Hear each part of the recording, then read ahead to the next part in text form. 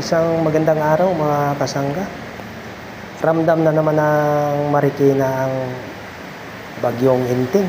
Ito nakalikas na yung kanilang mga sasakyan nandito sa ibabaw ng tulay. At lumalaki na naman ang tubig ng Marikina. Bigla kasing ulan na napakalakas at saka medyo matagal din, ilang oras. Kaya ito nangyayari mga kasangga. Ito yung mga sasakyan nila. Dito na sa itaas na tulay kasi yung ilalim mga bahay nila inaabot na. Dito po ito bandang Barangay Tumana, Marikina City. Ito mga kasangga.